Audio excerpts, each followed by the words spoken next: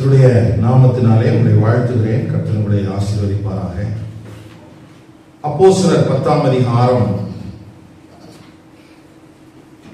முதல் 8 வசனத்திலிருந்து செயல் வீரன் கொர்நேலியோ என்கிற தலைப்பிலே இந்த நாளிலே நாம் செய்தியை தியானிக்க இருக்கிறோம். இந்த வேத பகுதிக்குள்ளாக நாம் கவனத்தில் கொள்ள வேண்டிய அநேக காரியங்கள் எழுதப்பட்டிருக்கிறதை நாம் பார்க்க முடியும். தரிசனம் என்கிற அடிப்படையில் இந்த வேத பகுதிக்குள்ளே நாம் சில காரியங்களை கற்றுக்கொள்ள முடியும். தேவ தூதன் ஒரு மனிதனுக்கு செய்யக்கூடிய ஊழியத்தை குறித்து இந்த வேத பகுதிக்குள்ளாக நாம் கற்றுக்கொள்ள முடியும். தரிசனமா, தேவதூதனா அல்லது தேவ ஊழியனா என்கிற அடிப்படையிலையும் இந்த வேத பகுதிக்குள்ள இருந்தே நாம் கர்த்தருடைய வார்த்தைகளை பார்க்க முடியும். ஏனென்றால் இன்றைக்கு தரிசனம் என்று சொல்லுகிற அநேகர் அல்லது தேவ தூதனை தரிசித்தேன் என்று சொல்லுகிற அநேகர் அதை மட்டுமே சார்ந்து கொண்டு வாழுகிற காரியங்களை நாம் பார்க்க முடியும். ஆனால் இந்த கொர்நேலியோ என்கிற மனிதன் தரிசனம் பார்த்தான், தேவ தூதன் சொல்கிற வார்த்தைகளை கேட்டான், ஆனால் தேவ ஊழியனாலே நடத்தப்பட்டான். இதெல்லாம் நாம் கவனத்தில் கொள்ள வேண்டிய காரியங்கள். அடுத்தது, ரட்சிப்பை தேடும் பாவிகளை குறித்து நாம் பார்க்க முடியும். ஆனால் பாவியை தேடும் இரட்சகரை குறித்து இந்த வேத பகுதி நமக்கு கற்றுத்தருகிறது. ஒரு பாவி இரட்சகர் என்ன செய்கிறாரு? தேடுகிறார். அடுத்தது, தேவன் இறையாண்மை உள்ளவர், அவர் எல்லாவற்றின் மேலையும் ஆளுகையும் அதிகாரமும் உள்ளவர் என்கிற காரியத்தை இந்த வேத பகுதிக்குள்ளே நாம் பார்க்க முடியும். அடுத்ததா, தேவ பக்தியுள்ள தேவனுக்கு பயந்த கொர்நேலியோ என்று எழுதப்பட்டிருக்கிற அந்த மனிதன் ரட்சிக்கப்படவில்லை என்றும் அவன் ரட்சிக்கப்பட வேண்டிய அவசியம் இருக்கிறது என்றும் இந்த வேத பகுதி நமக்கு கற்றுத்தருகிறது. அப்படின்னா தேவபக்தியுள்ள கொர்நேலியோ ரட்சிக்கப்பட வேண்டுமா? இப்படி நிறைய தலைப்புகளின் அடிப்படையிலே இந்த 8 வசனத்துக்குள்ள இருந்து நாம் கர்த்தருடைய வார்த்தைகளை தியானிக்க முடியும். ஆனால் இன்றைக்கு நம்ம செயல் வீரன் கொர்நேலியோ என்கிற தலைப்பின் அடிப்படையிலேயே நாம் கர்த்தருடைய வார்த்தைகளை தியானிக்க போகிறோம். கவனியுங்கள். இந்திய ஆர்மியில என்ன மாதிரியான ஒரு ஸ்ட்ரக்சர் இருக்குது அப்படிங்கிறத இந்த படம் உங்களுக்கு சுட்டி காட்டுகிறது. முதல்ல ஆர்மியோட ஹெட் குவார்டர்ஸ், அதுல 2 பிரிவுகள், ஒன்னு ஆபரேஷனல் கமாண்ட்ஸ், அடுத்தது ட்ரைனிங் கமாண்ட்ஸ். அந்த ஆபரேஷனல் கமாண்ட்ஸுக்கு கீழே நிறைய பிரிவுகள் இருக்கிறதை பார்க்க முடியும். அந்த படத்துல இருக்கு. Corps, division, brigade, battalion, regiment, rifle company, இப்படின்னு சொல்லிட்டு நிறைய காரியங்கள் இருக்குது. அதே மாதிரி ரோம அரசாங்கத்தினுடைய ராணுவத்திலும் அந்த படை பிரிவுகள் இருந்ததாக இந்த வேத பகுதியின் ஊடாக நாம் அறிய முடியும். 1ஆம் வசனம் இப்படி எழுதப்பட்டிருக்கிறது. இத்தாலியா பட்டணம் எனப்பட்ட பட்டாளத்திலே 100க்கு அதிபதியாகிய கொர்நேலியோ என்னும் பெயர் கொண்ட ஒரு மனுஷன் செசரியா பட்டணத்திலே இருந்தார். ரோமாபுரியின் ராணுவத்தை குறித்து 3 வார்த்தைகளை நாம் அறிந்திருக்க வேண்டும். ஒன்று, லேகியோன் என்று சொல்லக்கூடிய 6000 பேர் அடங்கின ஒரு படை தொகுப்பு. இது லேகியோன். லேகியோன் என்று நமக்கு பிசாசு பிடிச்சவனை குறித்து எழுதியிருக்கிறதுனால லேகியோன் என்றால் மனிதனை குறிக்கிற வார்த்தை அல்லது பிசாசை குறித்த வார்த்தை என்று நினைக்கிறோம்.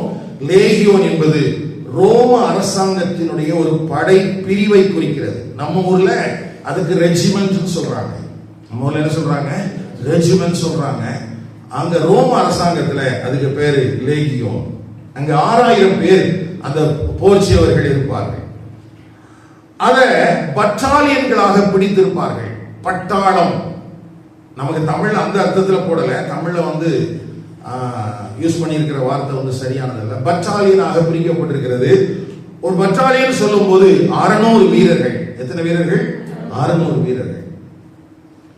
இந்த 600 வீரர்களை 100 வீரர்களாக பிரிக்கும் போதுதான் 100க்கு அதிபதிகள் ஏற்படுத்தப்படுகிறார்கள், செஞ்சுரியன்.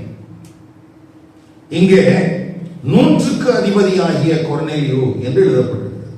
அப்போ ரோம அரசாங்கத்தில் ஒரு லேகியோன் அப்படிங்கிற ஒரு படை பிரிவு இருக்குது. அதுக்கு கீழே பட்டாலியன் இருக்குது, அநேக பட்டாலியன் இருக்குது.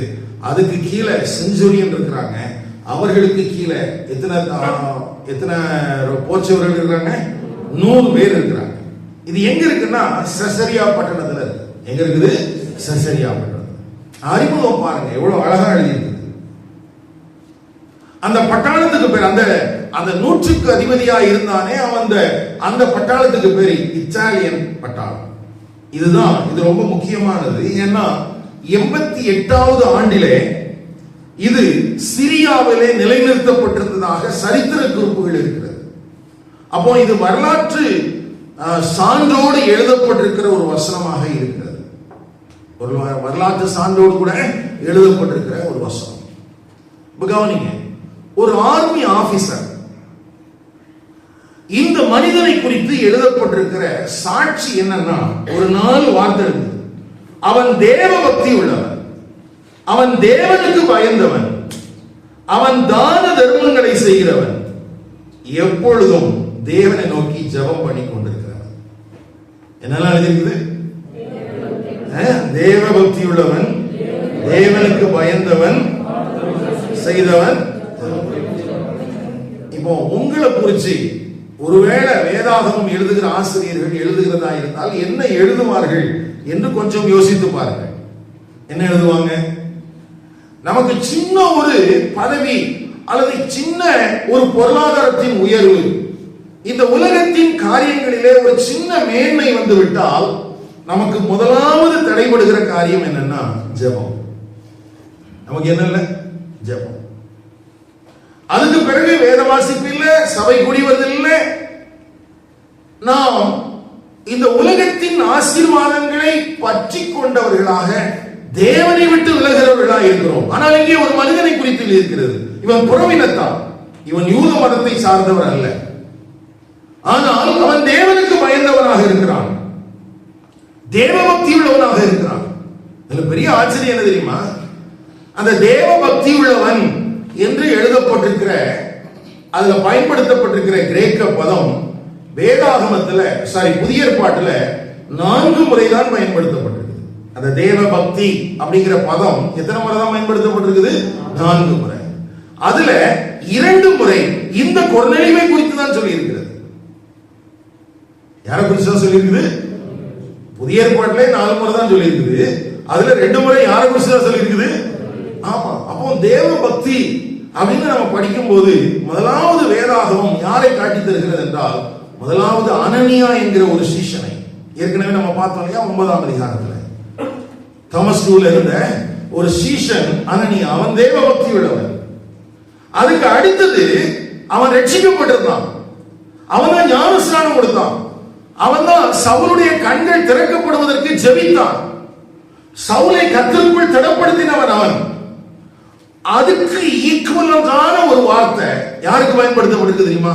ரட்சிக்கப்படாத ஒரு கொர்நேலியு. யாருக்கு? ஒருத்தன் யாரு? அனனியா. யாரு? ரட்சிக்கப்பட்டு சீஷன் என்று வேதம் சொல்கிறது. அவன் ஞானஸ்நானம் கொடுத்தான், சவுலுக்கு ஆவிக்குரிய வழிநடத்தல கொடுத்தவன் தான். சவுலுடைய கரங்களை தலையில கை வச்சு ஜெபம் பண்ணி அவனுடைய கண்கள் திறக்கப்படுவதற்கு காரணமா இருந்தவன் அவன் தான்.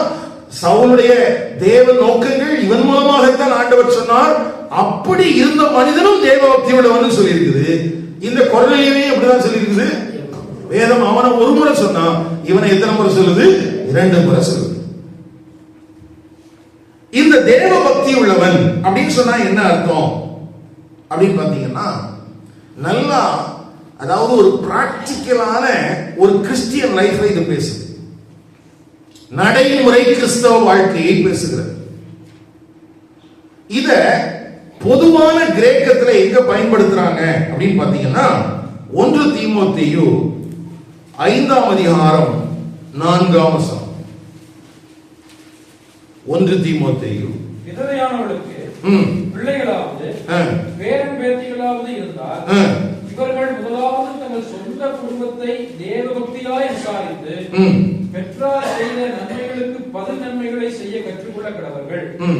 அது நன்மையும் தேவனுக்கு முன்பாக பிரியமுமாய் இருக்கிறது. சரி, இப்போ விதவையுடைய பிள்ளை அல்லது பேரன் பேத்திகள் அவங்க என்ன செய்யணும் அப்படின்னா தன்னுடைய சொந்த குடும்பத்தை என்ன செய்யணுமா? தேவ பக்தியாய் விசாரிக்கணுமா? அப்போ பொதுவான எழுத்து நடையில் பயன்படுத்தப்படுகிற ஒரு வார்த்தையாக இந்த வார்த்தை காணப்பட்டாலும் இந்த வார்த்தையினுடைய அர்த்தம் என்னன்னா, தேவ பக்தினா ஒரு பிராக்டிக்கலா பாட்டி இருக்கிறாங்க அல்லது தாத்தா இருக்கிறாங்க, நான் அவங்களுக்கு என்ன செய்யணும் அப்படிங்கறத அறிந்திருக்கிற மகன், அறிந்திருக்கிற பேரன் பேத்தி அவர்களை விசாரித்து தெய்வ பயத்தோடு அவர்களை நடத்துவதை குறித்து அங்கே தீமோத்தேயுக்கு பவுல் எழுதுகிறார். அதே போல இங்கே எழுதப்பட்டிருக்கிற இடத்திலேயும் தேவ பக்தி என்பது தேவனை ஆராதிப்பது, நற்செயல்களை செய்வது, ஜெபிப்பது என்று எல்லா ஆவிக்குரிய குணாதிசயங்களையும் செய்யக்கூடிய ஒரு மனிதனை குறிக்கிறது. எல்லா ஆவிக்குரிய குணாதிசயங்களையும் செய்யக்கூடிய ஒரு மனிதனை குறிக்கிறது. அப்போ கொர்நேலியு யார் அப்படின்னு கேட்டா 100 பேர் இருக்கக்கூடிய ராணுவ வீரர்களை தலைமை தாங்கி நடத்தக்கூடிய ஒரு தளபதி. இவனுக்கு கீழே 100 பேர் இருக்கிறாங்க. அப்படி இருக்கிற அந்த பொசிஷன்ல இருந்தாலும், இவன் புறவினத்தை சார்ந்தவனாக இருந்தாலும், அவன் அன்றாடம் செய்ய வேண்டிய தன்னுடைய ஆவிக்குரிய கடமைகளை அவன் ஒழுங்கும் கிரமமாக செய்து வருகிறான். இதை மனிதர்கள் சாட்சிக்கு சொல்லவில்லை. இதை யார் சாட்சி சொல்றாங்க? ஆண்டவரே சாட்சி சொல்றார். இப்போ இன்னொரு மனுஷங்க சொன்னாங்கன்னா பரவாயில்ல, ஆனா இங்க மனுஷங்க சொல்லது குறிச்சு எழுதல, யார் சொன்னாங்கன்னு இருக்குது? ஆண்டவரே சொல்றார்.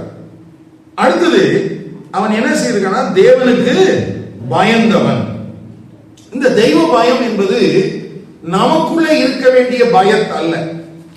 கவனிங்க, அதாவது தெய்வ பயம் அப்படிங்கிற வார்த்தை எந்த அடிப்படையில இருக்கணும் ஒரு தேவனுடைய பிள்ளைகள்? அதாவது நீங்க ரட்சிக்கப்பட்டிருக்கிறீங்க, ஞானஸ்நானம் பெற்றிருக்கிறீங்க, கர்த்தருடைய சபையில நீங்க ஐக்கியம் வைக்கிறீங்கன்னா நமக்குள்ள இருக்க வேண்டிய அந்த தெய்வ பயம் என்பது நம்முடைய வாழ்க்கையை தேவனுக்கு என்று அர்ப்பணிப்பதில் இருக்கிறது. நமக்குள்ள இருக்கிற தெய்வ பயம் என்பது என்ன? அதாவது சாதாரணமா பயம் அப்படின்னு சொல்லும் போது ஒரு தெய்வத்தை பார்த்து நடுங்குவது அல்லது பயப்படுவது. ஆனா ஒரு விசுவாசி என்பவன் அவன் ரட்சிக்கப்பட்டு தேவனை தொழுது கொள்கிறவனாய் இருக்கிறபடினால அவனுக்குள்ள இருக்கிற பயம் என்பது ஐயோ அவர் பெரியவர் அப்படிங்கிற அந்த அடிப்படையிலான பயம் அல்ல, தன்னுடைய வாழ்வை தேவனுக்கு என்று படைப்பதில் அடங்கி இருக்கிறது. எபிரேயர் நிருபம் 12ஆம் அதிகாரம், எபிரேயர் 12ஆம் அதிகாரம் 28வது வசனம். அசைவில்லாத ராஜ்யத்தை பெறுகிறவர்களாகிய நாம் பயத்தோடும் பக்தியோடும் தேவனுக்கு பிரியமாய் ஆராதனை செய்யும்படி கிருபையை பற்றிக் கொள்ள கடவோம். ஆமா, இங்க ஒரு ரட்சிக்கப்பட்டிருக்கிற தேவனுடைய பிள்ளைக்கு இருக்கிற தேவ பயம் என்பது அவனுடைய வாழ்வை தேவனுக்கு என்று படைப்பதை குறிக்கிறது. இப்ப நம்ம ஆராதிக்கும் போது கடைசியாக நாம் என்ன செய்தோம்? கர்த்தருக்கு என்று நம்மை படைக்கிறோம். அப்படி படைப்பதை குறிக்கிறது. ஒரு அவிசுவாசி கர்த்தருக்கு பயப்படுகிறான் என்றால் அந்த பயம் எப்படிப்பட்டதுன்னு கேட்டீங்கன்னா நியாய தீர்ப்பை குறித்த பயம். எதை குறித்த பயம்? நியாய தீர்ப்பை குறித்த பயம். லூக்கா எழுதின சுவிசேஷம் 12ஆம் அதிகாரம் 5ஆம் வசனம். நீங்கள் இன்னாருக்கு பயப்பட வேண்டும் என்று உங்களுக்கு காண்பிக்கிறேன். கொலை செய்த பின்பு நரகத்திலே தள்ள வல்லமை உள்ளவருக்கு பயப்படுங்கள். அவருக்கே. அப்போ தெய்வ பயம் என்று சொல்லும் போது ரட்சிக்கப்படாத மனிதனுக்கு, பாவத்தில் இருக்கிற மனிதனுக்கு பயம்னா என்னன்னா ஆண்டவர் தனக்கு கொடுக்க போற பனிஷ்மெண்ட் அடிப்படையில் ஒரு பயம். எதன் அடிப்படையில் பயம்? அப்போ ஒரே வார்த்தையாக இருந்தாலும் இந்த வார்த்தைக்கு பின்னால் இருக்கிற அர்த்தங்கள் வேறு. ரட்சிக்கப்படாத ஒரு மனிதன் கர்த்தருக்கு பயப்பட வேண்டும். ஏன்? தனக்கு ஆண்டவர் என்ன செய்வாரா? ஒரு நியாய தீர்ப்பை கொடுப்பார். ரட்சிக்கப்பட்டிருக்கிற ஒரு தேவனுடைய பிள்ளை ஆண்டவருக்கு பயப்படணும் அப்படின்னா என்ன அர்த்தம்? தன்னுடைய வாழ்வை தேவனுக்கு என்று படைக்க வேண்டும். இப்போ இந்த கொர்நேலியு தேவனுக்கு பயந்தானா இவன் யார்? இவன் விசுவாசியும் அல்ல, அவிசுவாசியும் அல்ல. இல்லையா? விசுவாசினா என்ன? ரட்சிக்கப்பட்டு ஞானஸ்தானம் எடுத்து அந்த கேட்டகரியிலையும் இவன் என்ன செய்ய முடியாது, சேர்க்க முடியாது. அல்லது ரட்சிக்கப்படாத ஒரு துணிகரம் கொண்ட ஒரு பாவியா இருக்கிறானா அப்படின்னு பார்த்தா அதுலயும் யாரை செய்ய முடியாது, இவனை சேர்க்க முடியாது. அப்போ இந்த தேவனுக்கு பயப்படுகிற பயம் என்பது என்ன அர்த்தத்தில் இருக்குன்னா, தன்னை காட்டிலும் அளவிட முடியாத அளவிற்கு ஒரு உன்னதமான ஒரு பேரமற்றல் இருக்கிறது என்பதை அவன் விசுவாசித்து அதன் அடிப்படையிலேயே அவனுடைய வாழ்க்கையை அவன் அமைத்துக் கொண்டான். அவனுக்கு என்னன்னா, நான் ஒரு ராணுவ அதிகாரியாக இருந்தாலும் 100க்கு அதிபதியாக இருந்தாலும் என்னுடைய அதிகாரங்களை காட்டிலும் மேலான அதிகாரம் உள்ள, அதாவது நான் இருக்கிற பட்டாலியன்ல இருக்கிற ராணுவ அதிகாரிகளை காட்டிலும், நான் இருக்கிற ரோம அரசாங்கத்தினுடைய அதிகாரங்களை காட்டிலும் ஒரு மேலான அதிகாரம் இருக்கிறது.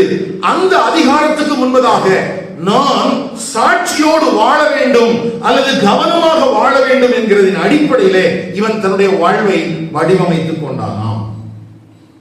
இது ரொம்ப கவனிக்க வேண்டிய காரியம். சரியா? அப்ப தெய்வ பயம் அப்படின்னு சொன்னா 3 காரியத்தை காலையில சொல்லியிருக்கிறேன். என்னெல்லாம்? ஒண்ணு, விசுவாசிகள் என்ன செய்யணும்? கர்த்தருக்கு பயப்படணும். அப்படின்னா என்ன அர்த்தம்? தேவனுக்கு என்று நம்மை படைப்பது, அர்ப்பணிப்பது.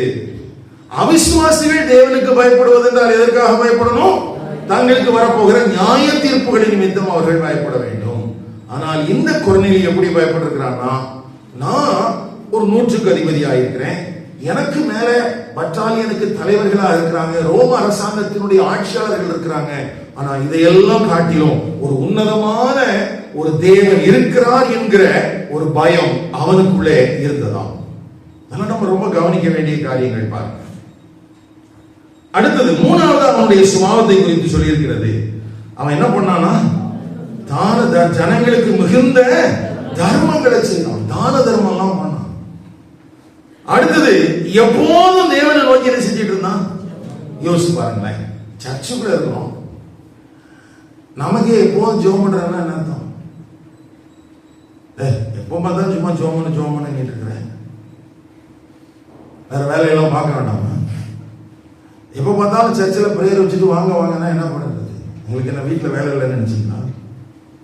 ஆனா இப்போ ராணுவ அதிகாரியை குறிச்சு ஆண்டவர் சொல்றாரு, அவன் என்ன பண்ணிட்டு இருந்தானா? எப்போதும்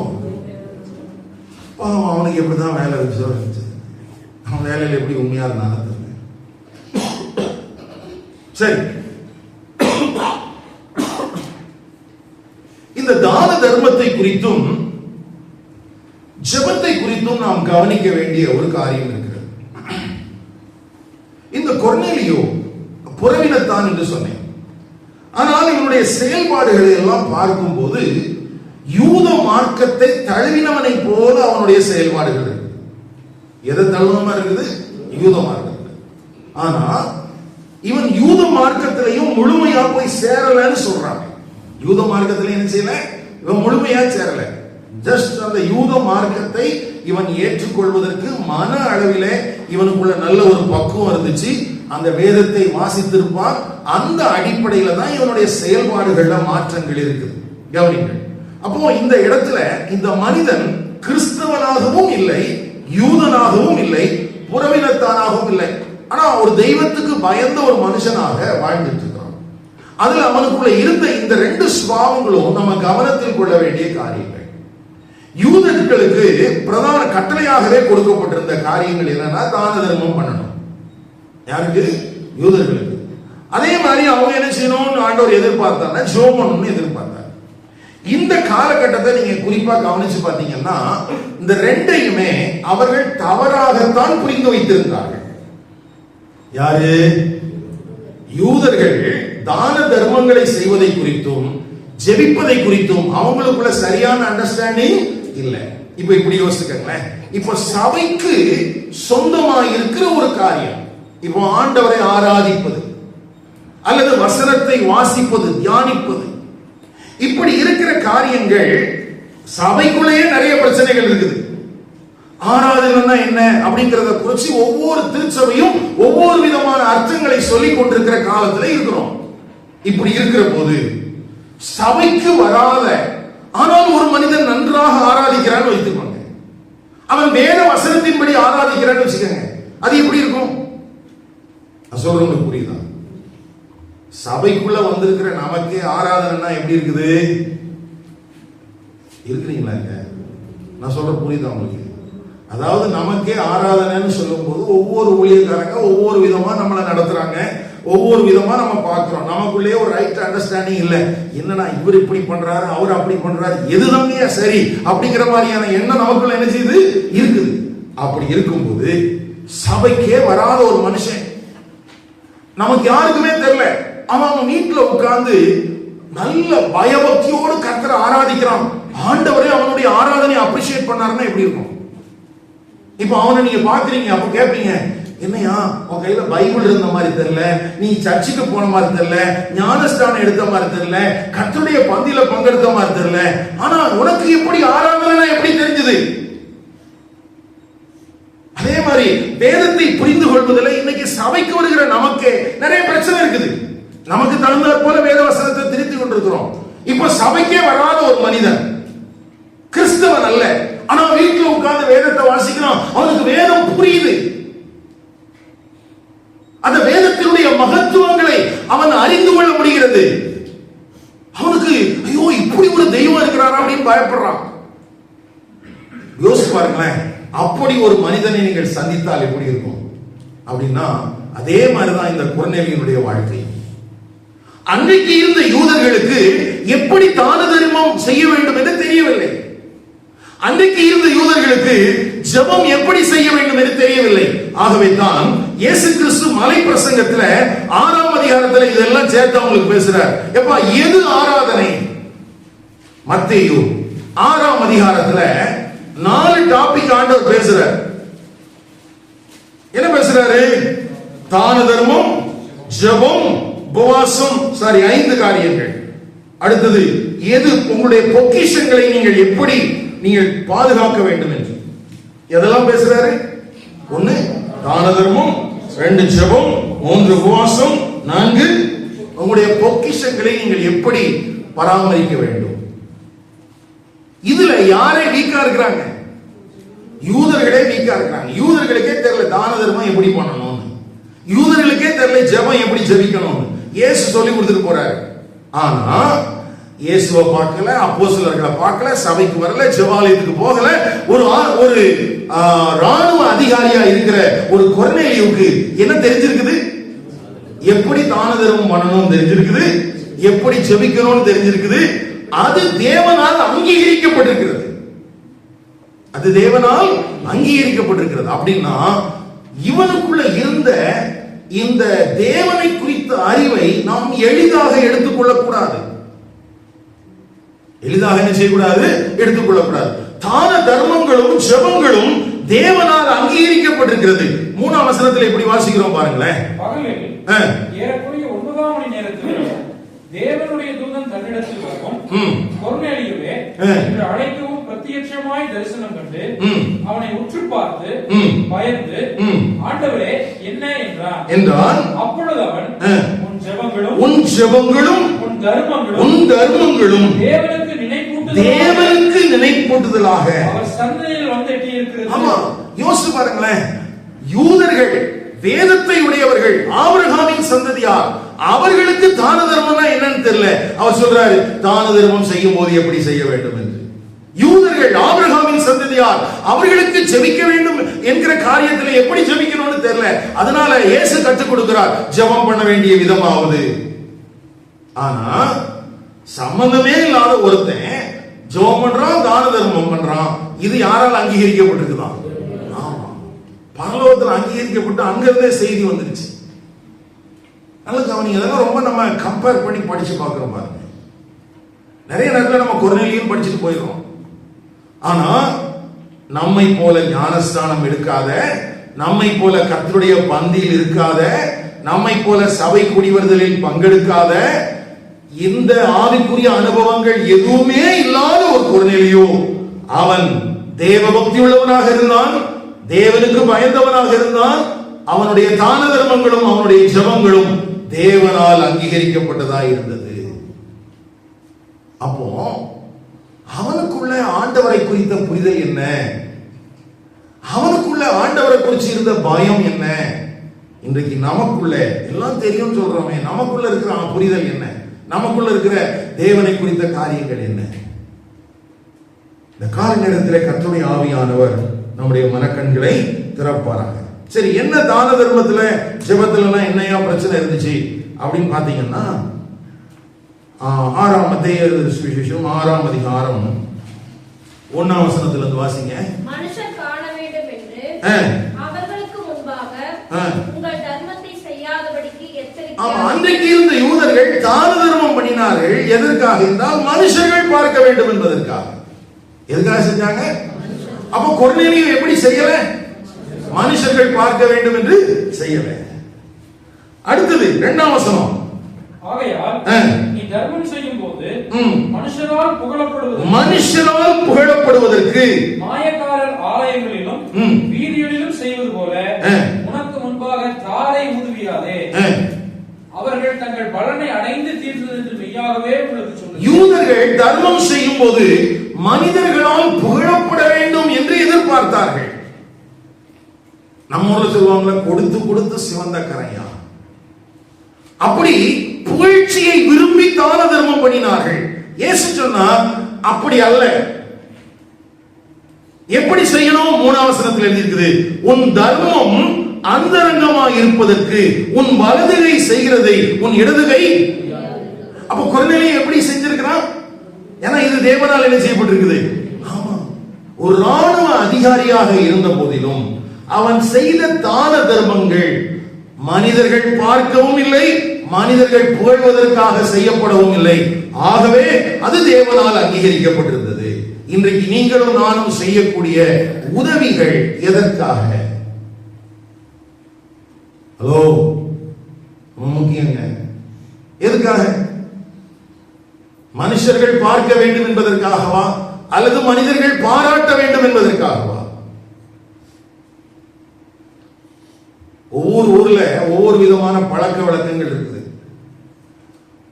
ஈரோட்ல மொய்க்கெல்லாம் நோட்டு போட்டு எழுதி வச்சிடறாங்க. இன்னார் 101 கொடுத்தார், 1001 கொடுத்தார், 10,000 கொடுத்தார் எழுதி வச்சிடறாங்க. எதுக்காக? ஆமா, அவன் வீட்டுல ஏதாவது ஒரு ஃபங்க்ஷன் வந்துச்சுன்னா இவன் திருப்பி என்ன செய்யணும்? நோட்டை புரட்டுவான். எவ்வளவு நோட்டு கொடுத்துருக்கான்? 501. சரி, நம்ம ஒரு 1000 ரூபாய் வச்சுக்கோம். எத்தனை பவுன் கொடுத்துருக்கான்? 1/4 பவுன் கொடுத்துருக்கான். சரி, நம்ம ஒரு 1/4 பவுன் வச்சுக்கோம். ஆனா மனிதர்களால் பார்க்கப்படவும் அல்ல, மனிதர்களால் புகழப்படவும் அல்ல. இவன் போட்டோ எடுக்கல, யாருக்கும் வாட்ஸ்அப்ல போட்டோ அனுப்பல, நான் தான் இதை செய்தேன்னு சொல்லி யாருக்கிட்டையும் சொல்லல. எல்லாவற்றையும் இருதயங்களை ஆராய்ந்து பார்க்கிற தேவனுக்கு முன்பதாக சரியாய் செய்தான். தேவனிடத்திலிருந்து அங்கீகரிக்கப்பட்டிருக்கிறது என்று பதில் வந்திருக்கிறது. முதல்ல நம்ம ஊர்ல பாத்தீங்கன்னா ஒரு டியூப் லைட் வாங்கி கொடுத்தா கூட அதுல பேர் இருக்கும், உபயம். இல்லையா? ஏன்? இப்ப கொஞ்சம் மறைஞ்சிருக்குது, ஆனா முழுசும் மறையல. இப்போ லைட்ல தான் வைக்கிறது இல்லை, நம்ம கல்வெட்டு தான் வைக்க சொல்றோம். ஏன்னா தலைமுறைகள் போனாலும் தெரியும் இல்லையா, நான் தான் இதுக்கு 10,000 ரூபாய் கொடுத்தேன். நல்ல கவனிங்கய்யா, யார் பார்ப்பதற்காக செய்ய வேண்டும்? சொல்லுங்க, யார் பார்க்கறதுக்கு செய்யணும்? அப்ப மனிதர்களால் பார்க்கப்பட்டு மனிதர்களால் புகழப்படுகிற மனிதனுக்கு இந்த உலகத்திலேயே ஒரு சால்வை போட்டு விடப்படும், மற்றபடி பரலோகத்துல பலன் இருக்காது. மனிதர்கள் பார்த்துட்டு என்ன செய்வாங்க? வெரி குட் அப்படின்னு சொல்லிட்டு ஒரு சால்வை போத்தி விடுவோம், அவ்வளவுதான், முடிஞ்சு போச்சுவோம் கதை. ஆனா நீ அந்தரங்கமா செஞ்சன்னா பரலோகத்தில் இருக்கிற பிதா அதை பார்த்துட்டு உனக்கு பலன் கொடுப்பான். இது பைபிளை எழுதி கொடுத்தும் நமக்கு தெரிய மாட்டேங்குது. ஆனா கொர்நேலியுக்கு இதெல்லாம் தெரிஞ்சிருக்கு. கொர்நேலியுக்கு செஞ்சிருக்குது, இதெல்லாம் தெரிஞ்சிருக்குது. அடுத்தது ஜெபம். இப்ப ஜெபம் எப்படி பண்ணக்கூடாது? 5ஆம் வசனம், நீ ஜெபம் பண்ணும்போது மாயக்காரரை போல் இருக்க வேண்டாம், மனுஷர் காணும்படியாக. இப்ப ஜெபமும் எப்படிதான் இருக்குது? மனுஷர்கள் பார்க்க வேண்டும் என்பதற்காக. இப்ப இயேசு எப்படி ஜெபிக்க சொல்றாருன்னா, அந்தரங்கமாக ஜெபிக்க சொல்றாரு. எப்படி ஜெபிக்க சொல்றாரு அப்படின்னா என்ன அர்த்தம்? இப்ப சர்ச்சில் வந்து ஓபனா நம்ம ஜெபம் பண்ண கூடாதுன்னு சொல்றாரா? இல்ல, அந்தரங்கமா ஜெபம் பண்ணாம வெளியே மட்டும் ஜெபம் பண்ணாதங்கிறாரு. சர்ச்சில் வந்தா நீட்டி முழங்குறதும் வீட்டுல போனா அடங்கி கிடக்கிறதும் ஜெபத்துக்கு ஆகாது. என்ன செய்யணுமா? அந்தரங்கத்துல ஜெபிச்சுட்டு சபையில வரும்போதும் ஜெபிக்கணும். அப்போ இது யூதர்களுக்கு தெரியல, ஆனா யாருக்கு தெரிஞ்சிருந்துச்சு? கொர்நேலியுக்கு தெரிஞ்சிச்சு. இப்போ இவனுடைய தான தர்மங்களும் ஜெபங்களும் தேவனுடைய சன்னிதானத்துல அது போய் எட்டி இருக்குதான். தேவனுடைய சன்னிதானத்துல எட்டி இருக்குதான். நல்ல கவனிங்க, நம்முடைய ஜெபங்கள் தேவனுடைய சமூகத்தை எட்டக்கூடியவைகள். நம்முடைய ஜெபங்கள் என்ன செய்யுமா? உங்களுக்கு தெரியுமா? நீங்க சொல்றீங்களா, நான் ஜெபம் பண்றேன் ஒண்ணும் பலன் கிடைக்கல. இல்லையா, உன்னுடைய ஜெபம் தேவன் எதிர்பார்க்கிற விதத்தில் இருக்குமானால், மனிதர்களுக்காக அல்ல, மாயக்காரர்களை போல அல்ல, நீ தேவனை நோக்கி மன உண்மையாய் கூப்பிட்டால் உன்னுடைய ஜெபங்கள் தேவ சமூகத்தை எட்டி இருக்கும். தேவ சமூகத்தை எட்டி இருக்கும். அப்படின்னா அதற்கு பலன் இல்லாமல் போகாது. அதற்கு பலன் இல்லாமல் போகாது. வெளிப்படுத்தல் 5ஆம் அதிகாரம் 8ஆம் வசனம். அந்த புத்தகத்தை அவர் வாங்கின போது அந்த 4 ஜீவன்களும் 24 மூப்பர்களும் தங்கள் தங்கள் சுரமண்டலங்களையும் பரிசுத்தவான்களுடைய ஜெபங்களாகிய தூப வர்க்கத்தால் நிறைந்த பொற்கலசங்களையும் பிடித்து. நல்ல கவனிங்க, பரிசுத்தவான்களுடைய ஜெபங்களாகிய தூப வர்க்கத்தால் நிறைந்த பொற்கலசம். ஒரு நீண்ட வாக்கியம். பரிசுத்தவான்களுடைய ஜெபங்கள் எப்படி இருக்குதா? தூப வர்க்கத்தால் நிறைந்த பொற்கலசத்தை போல தேவனுடைய சமூகத்தில் இருக்குதாம்.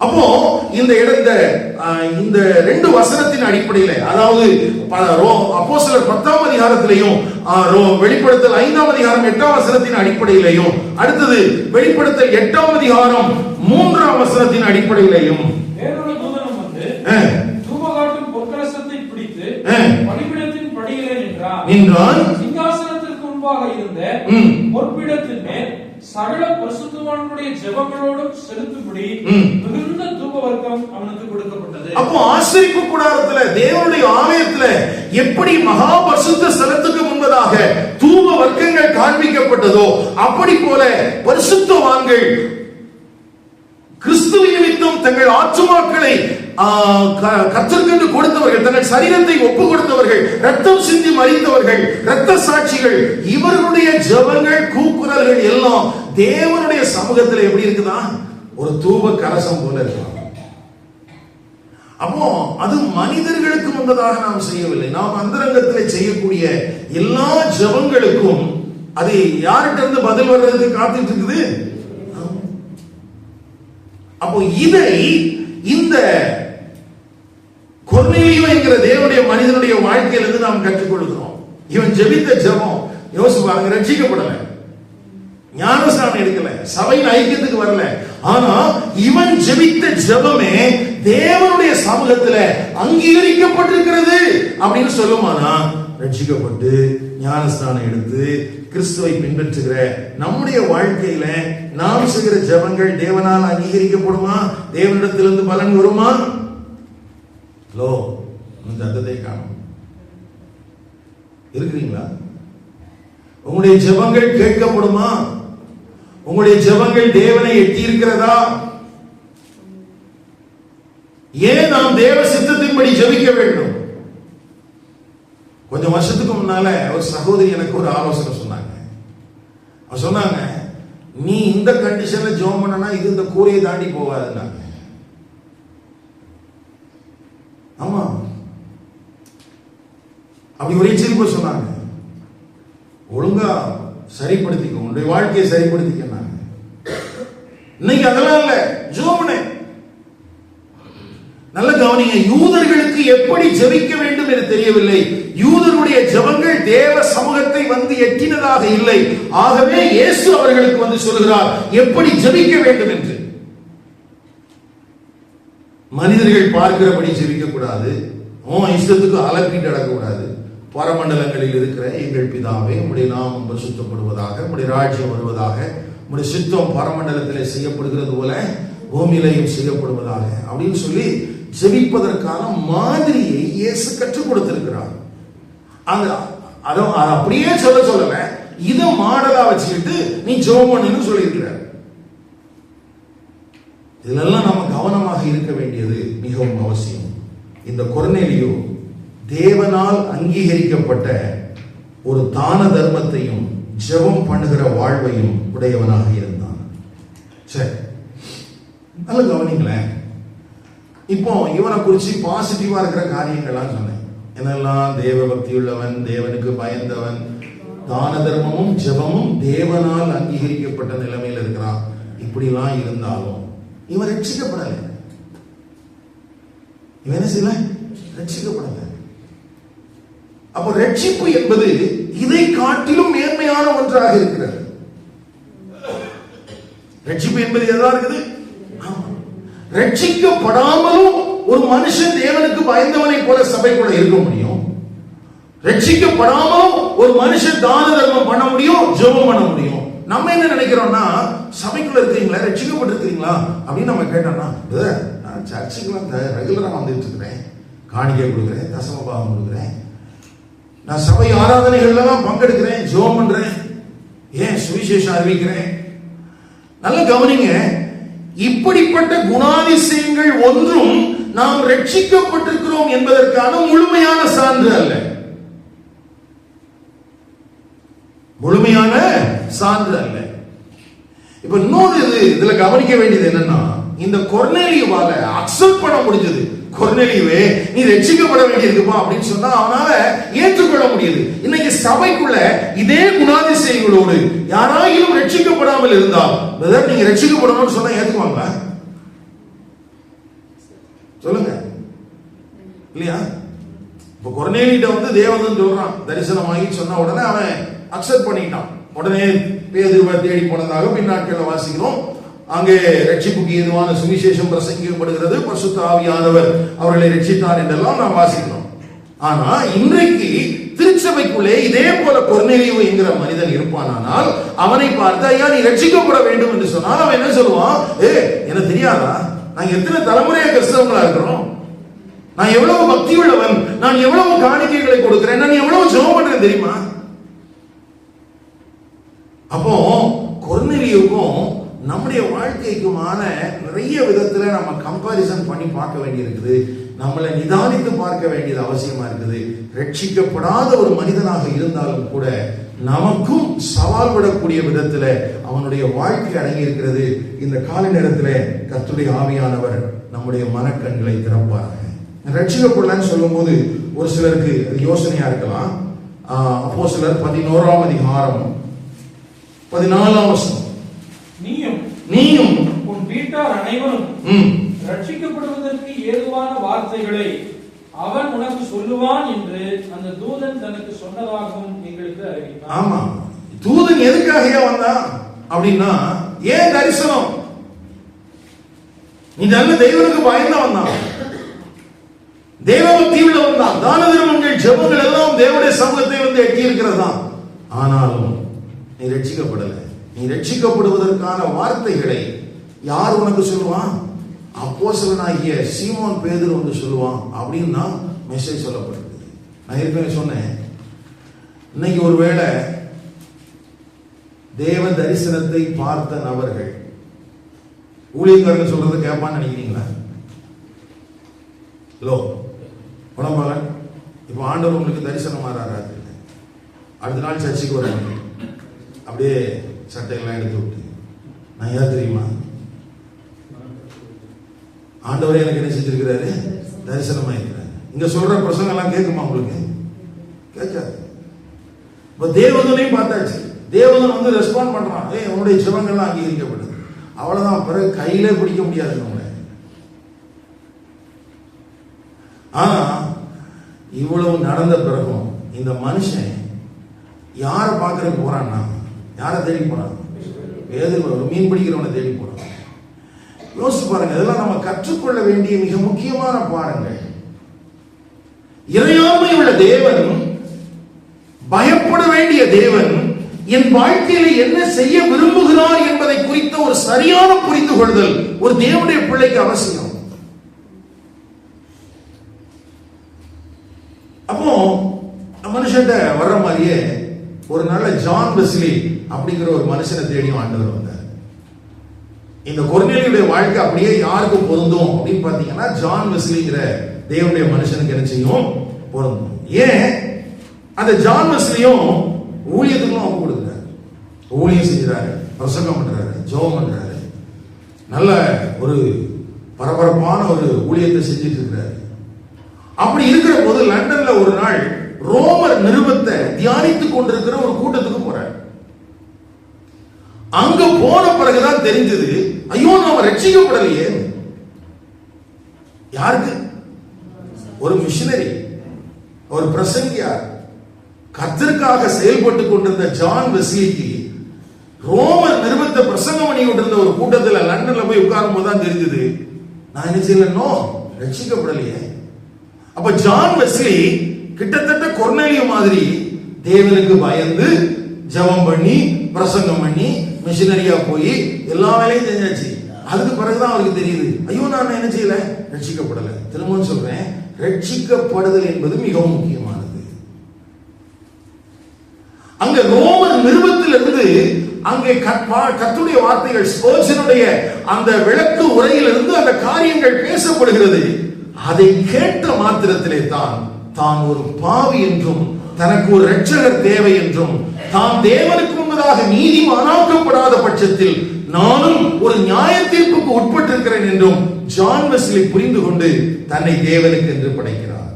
அதன் பிறகுதான் ஜான் வெஸ்லி மூலமாக சபைகளுக்குள்ளே நல்ல ஒரு உயிர்மீட்சி வந்ததாக சரித்திரம் சொல்கிறது.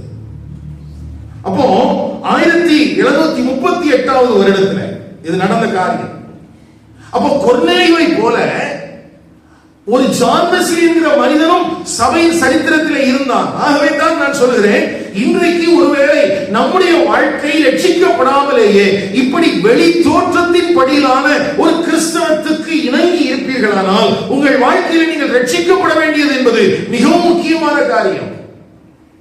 உங்கள் ஜெபங்களுக்கு பதில் கிடைக்கிறது என்பதற்காக, நீங்கள் நற்குணங்களை உடையவர்களாக இருக்கிறீர்கள் என்பதற்காக நீங்கள் ரட்சிக்கப்பட்டவர்களாக இருக்க வேண்டும் என்கிற அவசியம் இல்லை. சில விதிவிலக்குகள் இருக்கிறது. இங்கே கொர்நேலியு விதிவிலக்கு, ஜான் வெஸ்லி ஒரு விதிவிலக்கு.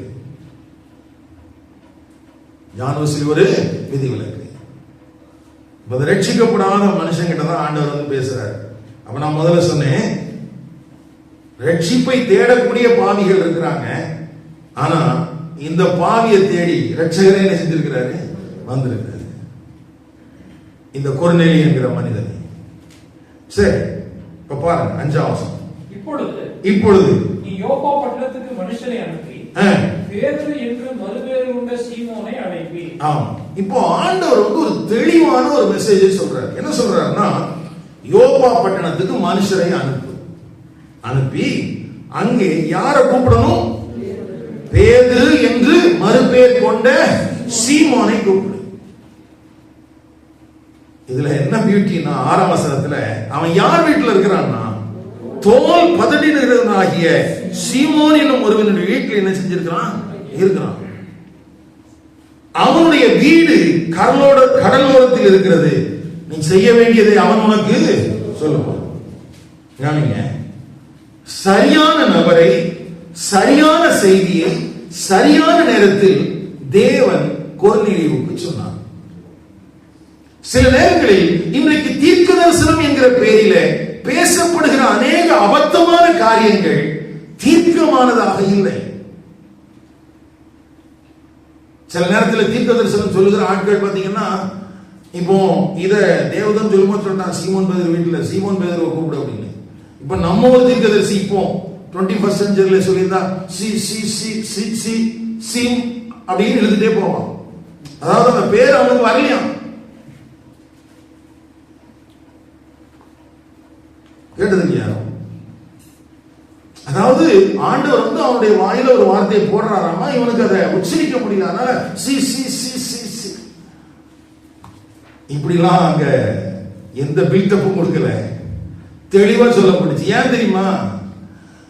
ரெண்டு பேருக்கும் பேர் ஒண்ணுதான், வீட்டு உடைமையாளன் பேரும் ஒண்ணுதான், வீட்டுல தங்கி இருக்கிறவன் பேரும் ஒண்ணுதான்.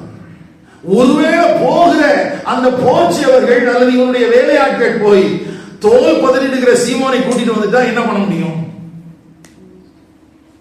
இல்லையா? அப்ப ஆண்டவருடைய வழிநடத்தல் எப்பொழுதுமே சரியான நபரிடத்தில் தான். ஆண்டவருடைய வழிநடத்தல் எப்பவுமே எப்படிதான்? ஆமா, தெளிவா சொல்றார், தெளிவான செய்தி. யார கூப்பிடணும், அவன் யார் வீட்டுல இருக்கிறான், அந்த வீடு எங்க இருக்குது, அவன் வந்து உனக்கு என்ன செய்யணும்னு சொல்லுவோம். இப்போ நம்ம கிட்ட இப்படி சொல்லியிருந்தா நம்ம என்ன சொல்லுவோம்? ஆண்டவரே நீங்களே தரிசனம் ஆயிட்டீங்க, தேவதூதரை அனுப்பி நீங்களே சொல்லியிருக்க கூடாதா? இன்னைக்கு நிறைய பேருக்கு பிரச்சனை என்னன்னா, நாங்க ஊழியத்துல நிறைய மனிதர்களை பார்க்கிறோம் இல்லையா, ஆண்டவர் என் கூட பேசுறாரு பிரதர் இப்படின்னு சொல்ற ஒரு மனுஷனும் ஊழியர்கள் சொல்வதை, வேதம் சொல்வதை ஏற்றுக்கொள்வதே கிடையாது. ஏன்னா அவங்க என்ன சொல்றாங்கன்னா, எங்களுக்கு என்ன அனுபவம் இருக்குது, உனக்கு தேவதூதன் தரிசனம் ஆயிருக்கிறார் இல்ல தானே, ஆனா எனக்கு தரிசனம் ஆயிருக்கிறார், நீ என்ன எனக்கு அட்வைஸ் பண்றது? நான் சொல்றது புரியுதா? அப்போ ஒரு ஆவிக்குரிய அனுபவத்தை அவன் பெற்றிருக்கிறான், தரிசனத்தை பார்க்கிறான், தேவதூதனை பார்க்கிறான், அவன் சொல்ற மெசேஜ் எல்லாம் கேட்கிறான். இது எல்லாவற்றையும் அனுபவித்த கொர்நேலியுவால் சீமோன் பேதுரு சொல்கிற வார்த்தைகளையும் கேட்க முடிந்தது. யார் சொல்ற வார்த்தைகளை கேட்க முடிஞ்சது? ஆனா இன்னைக்கு இருக்கிற ஆவிக்குரிய தரம் அப்படி அல்ல, இன்னைக்கு இருக்கிற திருச்சபை அப்படி இல்லை. நான் இதை படிக்குமா எனக்கு தோணுச்சு, கொர்நேலியு மாதிரி சபைக்குள்ள ஆட்கள் இருந்தா கூட பரவாயில்ல, ரட்சிக்கப்படாம எப்படி இருந்தா கூட பரவாயில்ல, ரட்சிக்கப்பட்டும் எந்த நிலைமையில தான் இருக்கு, பரிதாபமான நிலைமையில தான்.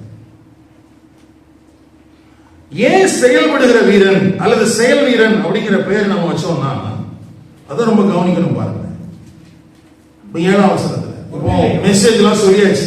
உடனே கொர்நேலியு தன்னுடனே பேசின தேவதூதன் போன பின், இப்போ நீங்க வச்சுக்கோங்க, நீங்க வசனத்தை வாசிக்கிறீங்க, ஆண்டவர் உங்களோட பேசுறார், உணர்த்துகிறார். அது நடந்த பின்பு நாம் என்ன செய்வோம்? செல்போன்ல வாட்ஸ்அப்ல ஏதாவது மெசேஜ் வந்திருக்கான்னு பார்ப்போம், நம்ம போட்டிருக்கிற ஸ்டேட்டஸுக்கு எத்தனை லைக் வந்திருக்குன்னு பார்ப்போம், யாராவது போன் பண்ணியிருக்காங்களான்னு பார்ப்போம். ஏன்னா எது நமக்கு ரொம்ப முக்கியமா இருக்குன்னா, ஆண்டவரிடத்திலிருந்து எனக்கு கிடைத்திருக்கிற செய்தியை காட்டிலும் வேறு அநேக காரியங்கள் இன்றைக்கு எனக்கு முக்கியமா இருக்குது. சபையில செய்தியை கேட்கிறோம், ஆண்டவர் சொன்னாரு, ஆண்டவர் உணர்த்தினாரு, நோட்ல எல்லாம் எழுதி வச்சாச்சு. ஆனா வீட்டுல போன பிறகு அது ஞாபகத்துக்கே வர மாட்டேங்குது.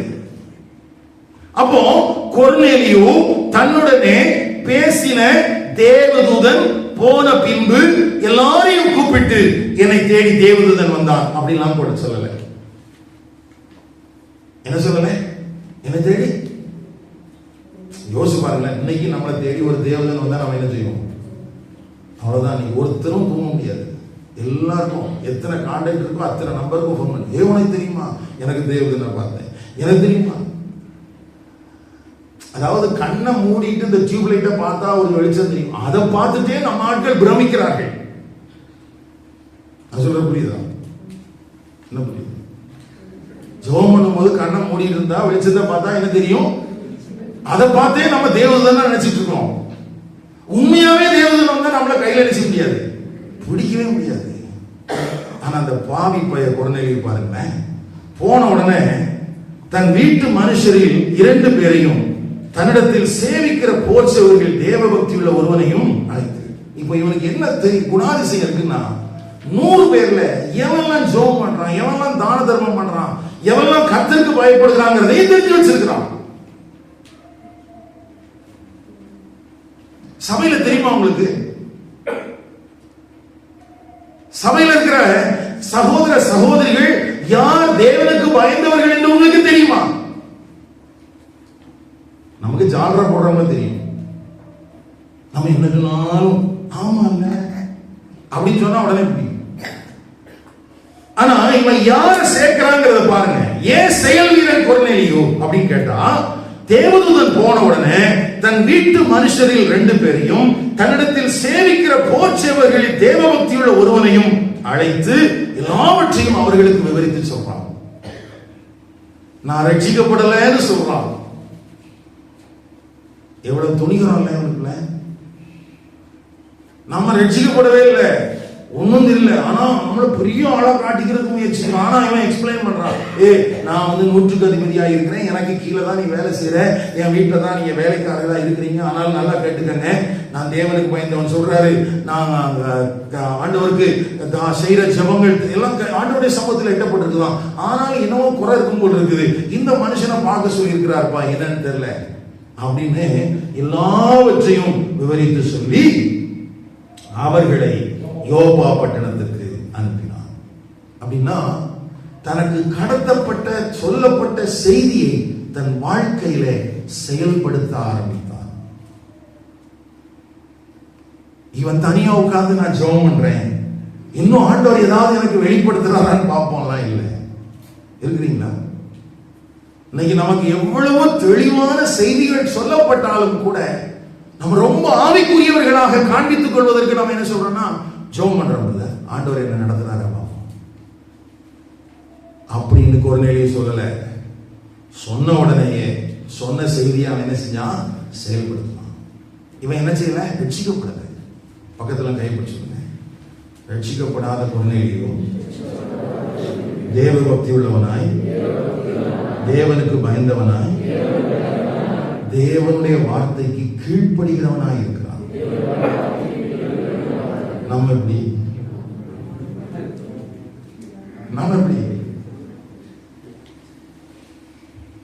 யோசிச்சு பாருங்க. நம்ம கேட்டகரிய எவ்வளவு மோசம், நிலைமை மோசமா இருக்கு பாருங்க.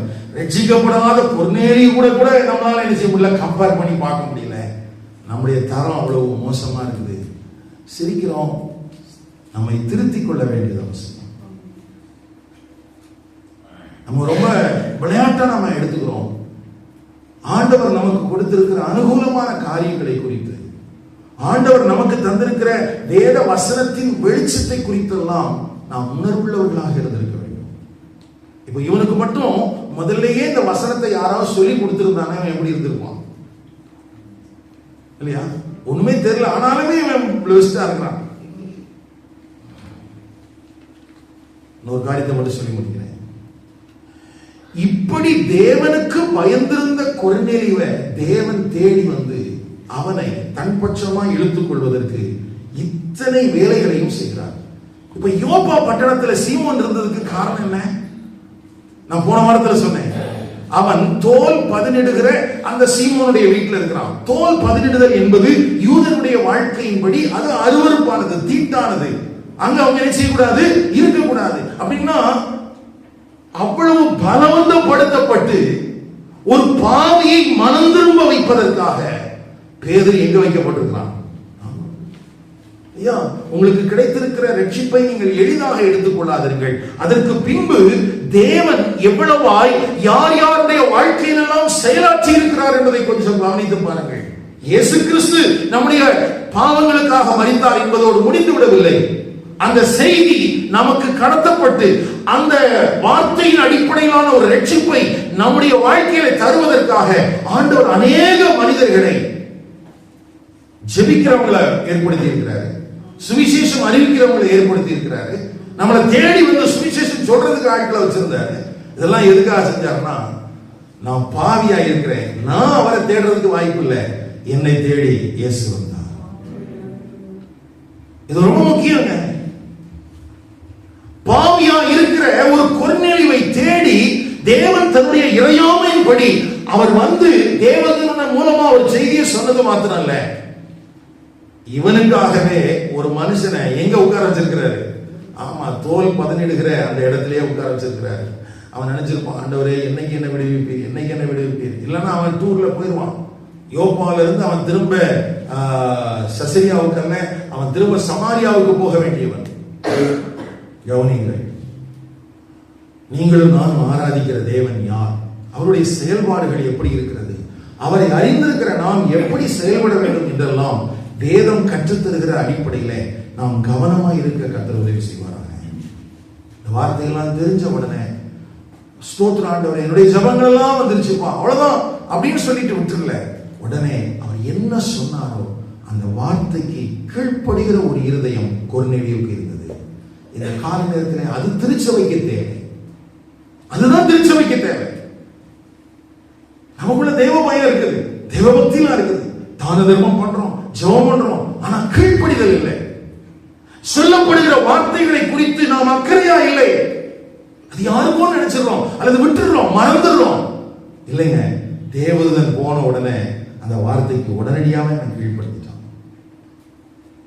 ராணுவத்தில் இருக்கிற ஒரு அதிகாரிக்கு கூட உடனடியாக ஆண்டவருடைய வார்த்தைக்கு கீழ்ப்படுகிறதுக்கு முடிந்திருக்கிறது. ஆனா நம்ம வாழ்க்கையில நம்ம படிக்கிறோங்கிற காரணத்தை சொல்லி, வேலை செய்யறோங்கிற காரணத்தை சொல்லி ஆண்டவருடைய வார்த்தைக்கு நாம் கீழ்ப்படுத்துகிறான். லூக்கா எழுதின சுவிசேஷம்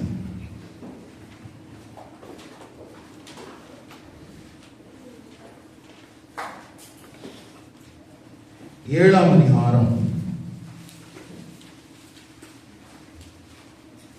6, 7, 8 ஆகிய வசனங்கள் நான் உங்களுக்கு வாசிக்கிறேன். அப்பொழுது இயேசு அவர்களுடனே கூட போனார். வீட்டுக்கு சமீபமான போது 100க்கு அதிபதி தன் சிநேகிதரை நோக்கி, நீங்கள் அவரிடத்தில் போய், ஆண்டவரே, நீர் வருத்தப்பட வேண்டாம், நீர் என் வீட்டு வாசலுக்குள் பிரவேசிக்க நான் பாத்திரன் அல்ல, நான் உம்மிடத்தில் வரவும் என்னை பாத்திரனாக எண்ணவில்லை, ஒரு வார்த்தை மாத்திரம் சொல்லும், அப்பொழுது என் வேலைக்காரன் சுஸ்தமாவான். நான் அதிகாரத்துக்கு கீழ்ப்பட்டவனாய் இருந்தோம், எனக்கு கீழ்ப்பட்டிருக்கிற சேவகரும் உண்டு. நான் ஒருவனை போவென்றால் போகிறான், மற்றொருவனை வாவென்றால் வருகிறான், என் வேலைக்காரனை இதை செய்யென்றால் செய்கிறான் என்று நான் சொன்னதாக சொல்லுங்கள் என்று அவர்களை அனுப்பினான். இயேசு இவைகளை கேட்டு அவனை குறித்து ஆச்சரியப்பட்டு திரும்பி தமக்கு பின் சொல்கிற திரளான ஜனங்களை நோக்கி, இஸ்ரவேலருக்குள்ளும் நான் இப்படிப்பட்ட விசுவாசத்தை காணவில்லை என்று உங்களுக்கு சொல்லுகிறேன் என்றார். இயேசு கிறிஸ்துவின் வாழ்க்கையில சந்தித்த இதே 100க்கு அதிபதியை கொர்நேலியு பிரதிபலிக்கிறார். இது வேறு நபர், வேறு காலகட்டம், அது வேறு நபர், வேறு காலகட்டம். ஆனால் விசுவாசத்தின் அளவு மெச்ச கொள்ளக்கூடிய விதத்தில் இருக்குது. நம்முடைய வாழ்க்கை எப்படி இருக்குது?